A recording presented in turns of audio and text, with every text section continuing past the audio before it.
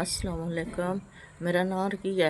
मेरा जी एक ही बेटा है ਤੇ ਉਹਦੀ ਸ਼ਾਦੀ ਕਰ ਦਿੱਤੀ। ਉਹ ਆਪਣੇ ਘਰ ਬੂਹੇ ਵਾਲਾ ਹੋ ਗਿਆ, ਸਾਨੂੰ ਛੱਡ ਗਿਆ ਤੇ ਮੇਰਾ ਬੰਦਾ ਬਿਮਾਰ ਹੈ। ਮੈਂ ਡਾਕਟਰਾਂ ਟੈਸਟ ਲਿਖ ਕੇ ਦਿੱਤੇ ਨੇ, ਮੇਰੇ ਕੋਲੋਂ ਨਹੀਂ ਦਵਾਈ ਲੈਣ ਹੁੰਦੀ ਪਈ। ਮੇਰੇ ਕੋਲ ਦਵਾਈ ਨਹੀਂ ਲੈਣ ਹੁੰਦੀ ਪਈ। ਮੈਨੂੰ ਨਾ ਦਵਾਈ ਲਿਖ ਕੇ ਦਿੱਤੀ। ਅਸੀਂ ਮਾੜੇ ਬੰਦੇ ਆ, ਮੈਂ ਬੰਦਿਆਂ ਦਾ ਕੰਮ ਕਰਨੀ ਆ ਕਰਕੇ ਮੇਰਾ ਬੰਦਾ ਇਤਨਾ ਬਿਮਾਰ ਹੈ, ਕੰਮ ਨਹੀਂ ਕਰ ਸਕਦਾ।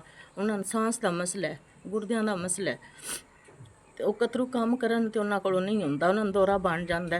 ਅੱਗੇ 8 ਦਿਨ ਮੈਂ ਹਸਪਤਾਲ ਆਪਣੇ ਬੰਦੇ ਨੂੰ ਦਾਖਲ ਰੱਖਿਆ, ਉੱਥੇ ਇਲਾਜ ਕਰਦੇ ਰਹੇ ਨੇ। ਹੁਣ ਉਹਨਾਂ ਅੱਗੋਂ ਨਵੇਂ ਟੈਸਟ ਲਿਖ ਕੇ ਦਿੱਤੇ ਨੇ। ਮੇਰੇ ਕੋਲ ਜੋ ਕੁਝ ਆਈ ਮੈਂ ਵੇਚ ਵੱਟ ਕੇ ਆਪਣੇ ਬੰਦੇ ਤੇ ਲਾ ਛੜਿਆ।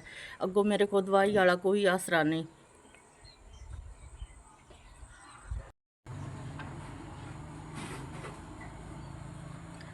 भला वे मेरा वीराओं मेरा पुत्रा वो अल्लाह सोना दवान तंदरुस्ती दे मालक। अल्लाह दवान से देवे जिन्ना साढ़ा 5000 रुपया गलिया। मेरा बंदा काम नहीं कर सकता, मैं ओदा इलाज करा लाँदी, टैस्ट करवा लाँदी। अल्लाह सोना दवान चोखा दे, शाला दवान तत्ती वाह भी ना लगे।